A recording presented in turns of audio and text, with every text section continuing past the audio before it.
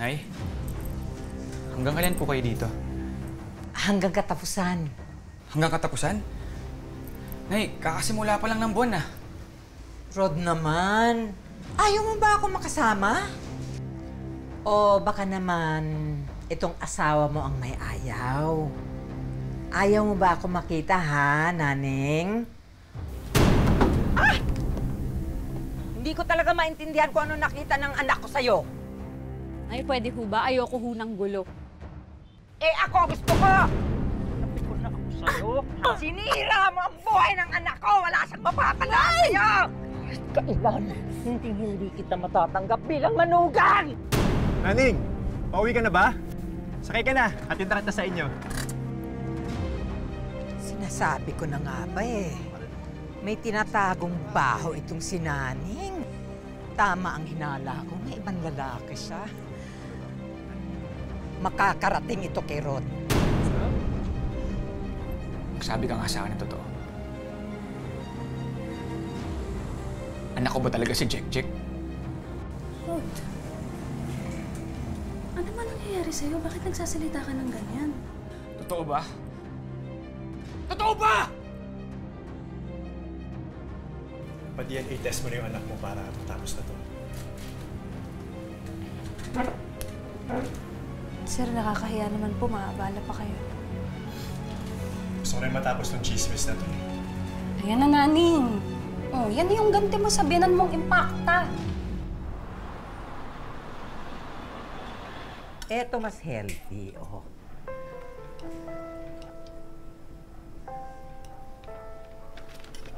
Ano ba?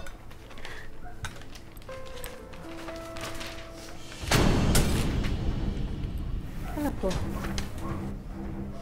DNA test result. Patunay na mali ka.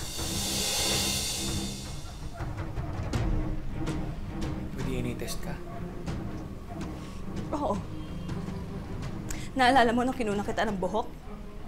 Tinuloy ko yung pagpapa-DNA. Puro ka talaga kalokohan, no? Para lumabas na yung totoo! Rod, sirang-sira na ako sa mga tao. Dahil dyan sa chismosa mong nanay. Ngayon, kung hindi ka pa rin naniniwala sa akin, sige, tapos na tayo. Isusoli na kita sa nanay mo!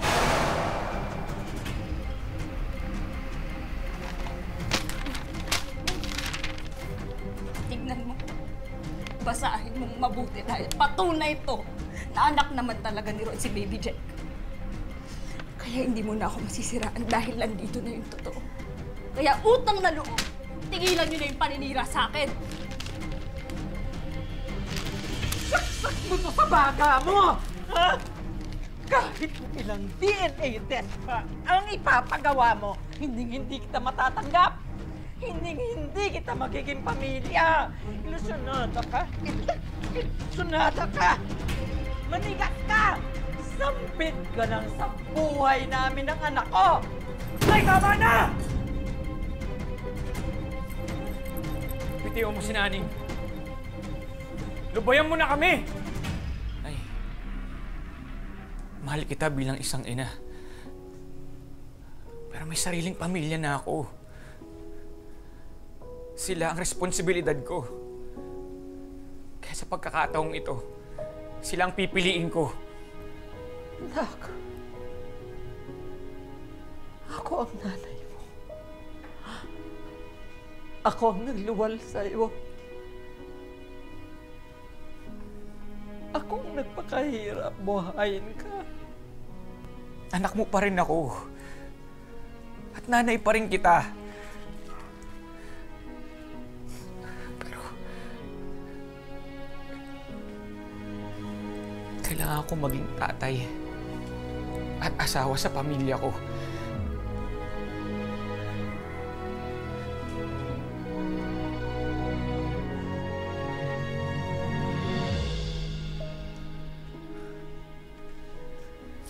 Anong ibig mong sabihin?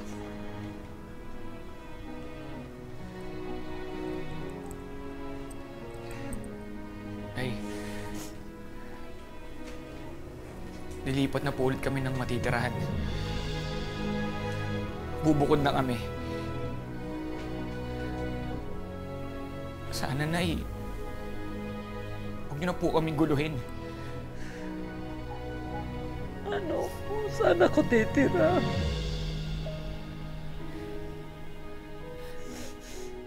Nakapag-advance na po ako dito sa apartment. Gamitin niyo po muna. Lilipat na kami ng mag-ina ko. Oras na para ang pamilya ko naman ang piliin ko.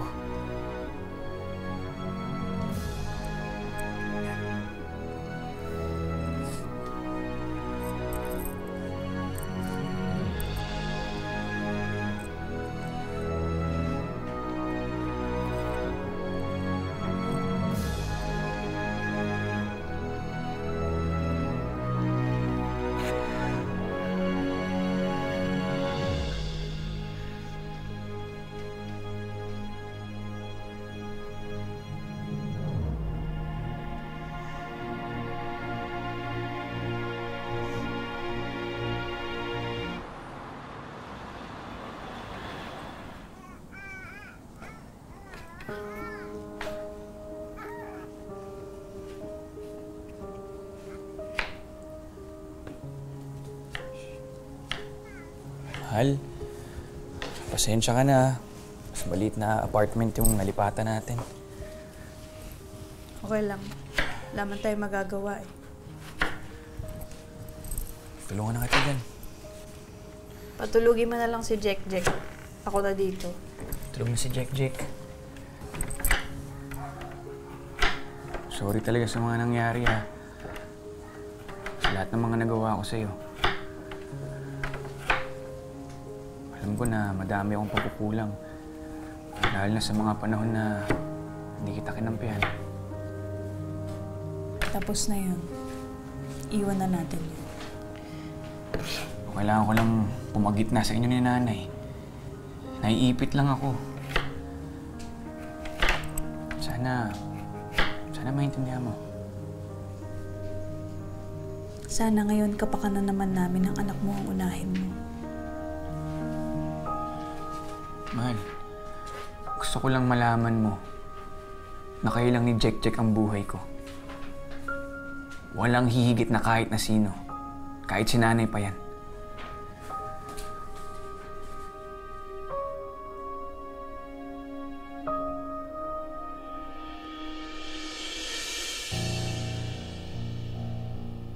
Kasalanan ito ni Naning eh.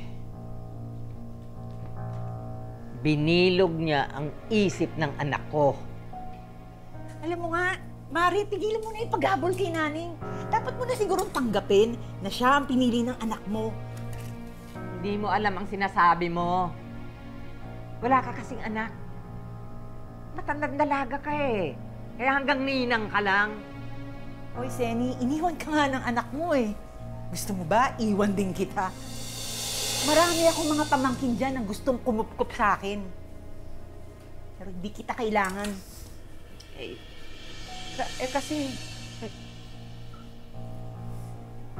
Inaano-ano kasi ako eh. Pinapainit mo ulo ko lalo eh.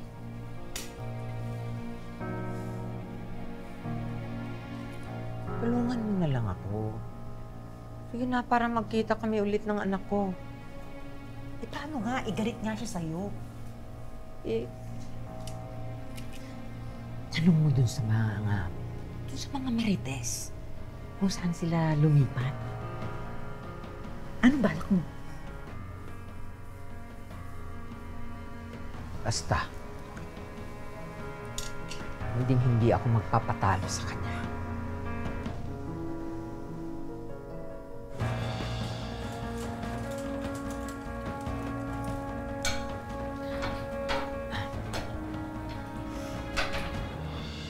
Rod, anak. Ay, ano nangyari sa inyo? Ba't di kayo makalakad? Alam mo, nagkasakit ang nanay mo nung umalis kayo. Nangulila, lalo na sa'yo, Rod. Hindi ko kayang wala ka, anak. Kailangan kita. Nay, alam niyo naman kung bakit, di ba? Hindi ko naman gusto na mangyari ito. Nakaraan na yon, anak. Alam mo ba, pinahanap ko kayo kay Flor. Kasi gusto kong pumunta dito, kausapin kayo. At humingi ng paumanhin sa lahat ng nagawa ko. Meron lang akong pakiusap sa'yo, ha? Isa lang.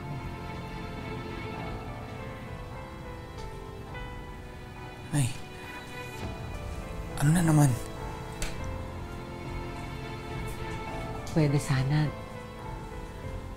dito na muna ako hanggang sa gumaling ako.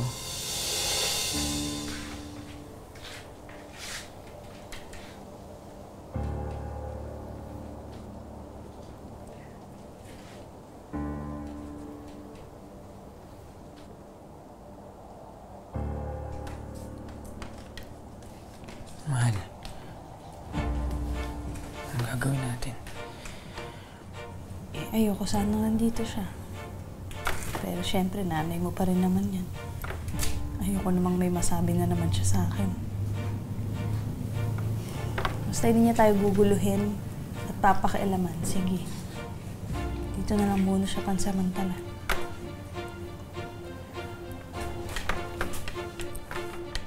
Salamat, mahal. Salamat.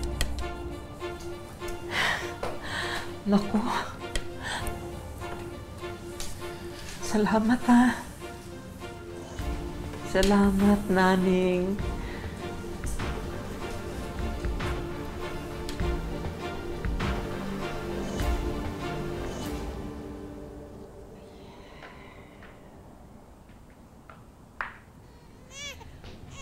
Ay, naku. Yung anak mo, umiiyak. Sige, balikan ko lang ako.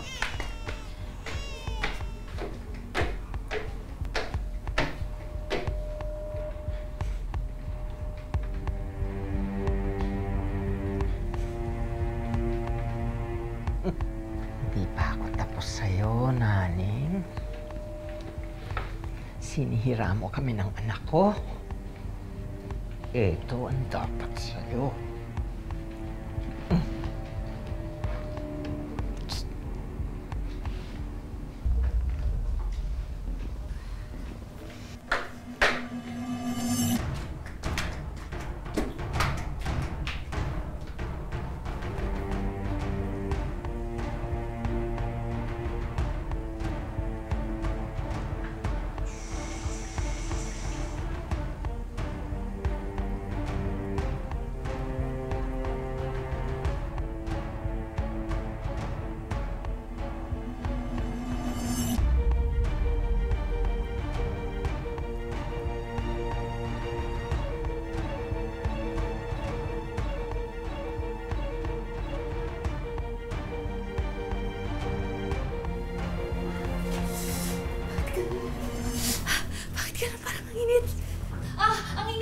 Nilagyan po ng sili yung panty ko.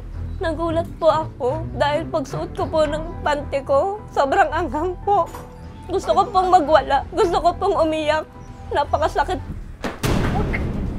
Ba't ikaw naglagay ng sili sa panty ko, no? Nananahimik na ako dito. Ha?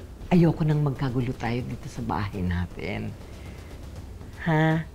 Kaya tigilan mo ako. At saka wala ka namang ebidensya. Meron ba? Asa?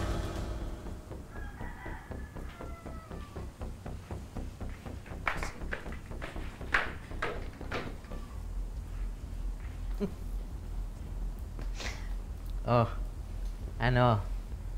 Di ang galing ko maglumpu-lumpuhan. Nakakabagot yung... Oh, buong araw ka nakaupo. Sakit sa puwet. Ay! Ilang kailan ka ba magpapanggap na may sakit ka? Hindi ka naman makalakad. Hanggang sa maghiwalay si Rod at yung naning na yan. Guguluhin ko ang buhay nila. Hanggang isa sa kanila sumuko na. Itigil mo na yan. Dali. Nagawa ko na yung paglagay ng sili sa panty. Ano naman kaya ang susunod? Eh di tama nga ako yung kutob ko. Kayo talaga yung naglagay ng sili sa panty ko. Ano yan? Nakakatayo kayo? Hindi kayo limpo? Napakasinungaling niyo talaga. Hanggang ngayon, ang sama-sama pa rin talaga ng ugali niyo. Nakakalakad naman talaga ako. Kaya lang, masakit talaga. Pero sinusubukan ko para naman meron akong pakinabang dito sa bahay. Sinungaling ka? Ang tagal-tagal kong nagtimpi sa inyo. Ang tagal-tagal kong nagtiis. Pero ngayon, hindi na. Ikaw yung chismosa, ikaw yung demonyo, ikaw yung hayop, napakasinungaling mo! Eh di umalis ka. Umalis ka sa pamamahay ng anak ko. Umalis ka na sa buhay ng anak ko! Dati nire-respeto ko pa kayo. Pero ngayon, kayo mismo ang sumira ng respeto ko sa inyo. Eh di wag mo ako irespeto. Dahil hindi rin kita nire-respeto kahit kailan hindi. Dahil hindi ka ka-respeto! At marunong din akong lumaban!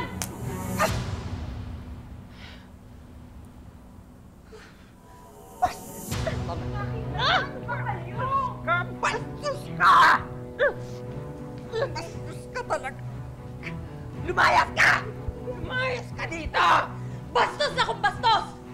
Pero tandaan nyo, lahat ng mga panluloko nyo, lahat ng kasinungalingan nyo makakarating to kay Ron. Isusundin ko kayo ngayon din. Yan, sige! Lumayas ka! Basta ako, hindi ako papayag na sinusunod ko plano ko!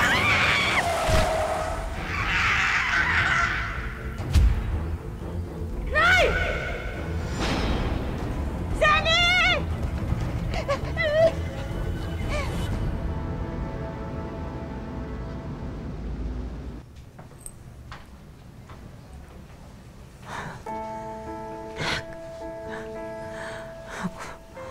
Buti dinalaw mo ko.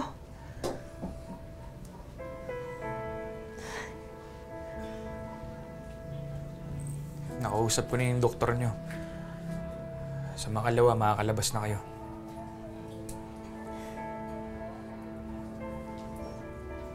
Salamat at hindi mo ako pinabayaan. Gagapan ko yung mga babayaran dito. Magduloan ako sa opisina. Hindi ko kayo pababayaan. Pero kapag nakalabas na kayo dito sa ospital, hindi nyo na kami makikita. Lalayo na kami ni Naning sa inyo. Mas mabuti pa na magkanya-kanya na tayo. Hindi ko mapapatawad yung ginawa nyo. Niloko mo ko. Niloko niyo yung sarili niyong anak para makuha yung gusto niyo. Niloko niyo kami. Sinaktan niyo pa si Naning. Ang dami niyong ginawa para sirain kami mag-asawa. Parang hindi na ikaw yung nanay ko eh. Parang ibang tao ka na. Walang nanay ang gagawin nito sa pamilya ng anak niya.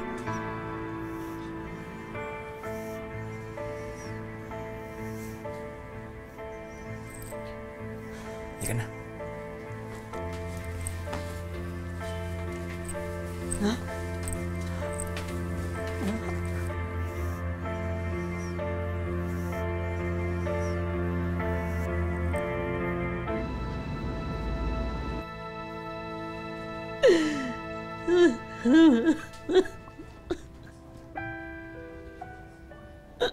Ron.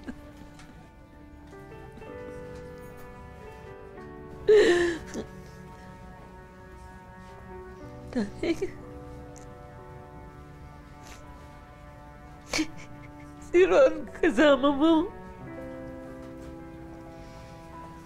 Hindi po alam ni Rod na nagpunta po ako dito. Gusto ko lang po sana kayong kamustahin. Kasi alam ko din na busy si Aling Flo. Wala pong mag-aalaga sa inyo. Hindi ka ba galit sa akin?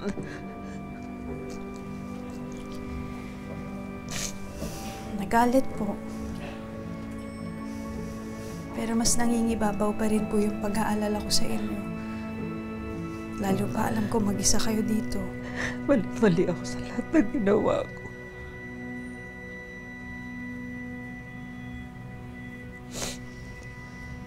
Anong klaseng nanay ako? Anong klaseng nanay ako? Huwag kayo masyado gumalaw.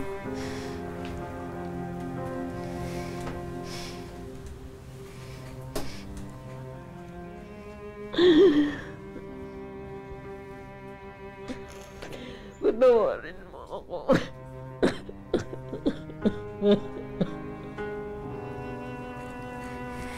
Tama na po. Patawarin mo.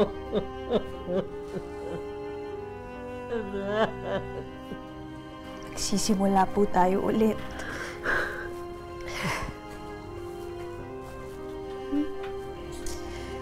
Aayusin po natin to.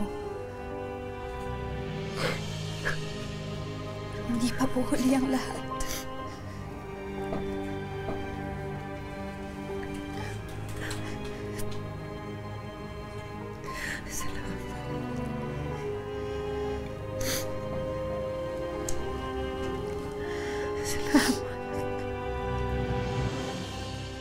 Hindi na bago sa atin ang awayan ng biyanan at manugang. At marami sa atin, personal pa itong pinagdaanan. Sa kanyang mga anak na lamang humuhugot ng lakas ngayon si Naning para kayanin ang mga kinakaharap na pagsubok. Ay, Nani. Welcome sa wish ko lang. Ha? Anong nagawa mo para sa kanya na feeling mo talagang hindi ka pa rin hindi pa rin gumaan yung loob niya sa'yo? Noon po kasi, hindi po nila ko tanggap. Bakit? Siguro po, mas may gusto pa po siyang iba sa ano niya. Minsan po napapatulala ako bakit ko po naranasan yun. Magmamahal lang naman ako ng totoo. Naning, meron kami mga hinandang sorpresa para sa'yo. Mga konting tulong na sana pagpangiti sa'yo. Halika, tingnan natin. Sige. Unang-una, merienda business, frozen meat products para pwede mong ipang negosyo at sana makatulong yan sa'yo.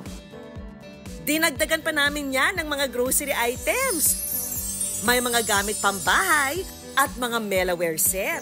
Alam naming meron ka pang maliit na baby, kaya naman magagamit mo itong bagong crib. Sana magamit mo ito lalong-lalo na sa mga bago mong negosyo. Buksan mo. Yan! Meron kang brand new cellphone. Sana magamit mo rin sa mga negosyo mo. Hindi pa riyan nagtatapos ang aming sorpresa para kay Naning. Para naman makapag-relax siya kasama ang kanyang pamilya, isang staycation package na pwede nilang ma-enjoy. Siyempre, para sa anak mo, meron tayong educational assistance. Ha? Thank you po, Ma'am. Ha? Oo. At hindi pwede mawala ang wish ko lang savings para makatulong sa iba mong pang pangangailangan. Ha? Nagpapasalamat po ako sa Panginoon. Lalong-lalo po sa inyo, Ma'am. Sa wish ko lang, sa buong staff po. Thank you rin, ha? At shinare mo sa amin yung kwento mo, ha? Talagang sana ito na yung maging bagong simula para sa'yo. Ha? At sa mga anak mo rin. Ha? Mga kapuso, meron ba kayong mga wish? Ipadala lang ang inyong kwento sa aming official social media pages at malay nyo, wish nyo na ang susunod nating tutuparin. Dahil lagi po nating tatandaan, hanggat hindi tayo napapagod, humiling at maniwala, hindi tayo mapapagod lumaban sa buhay. Ako po si Vicky Morales at ito po ang Wish Ko Lang.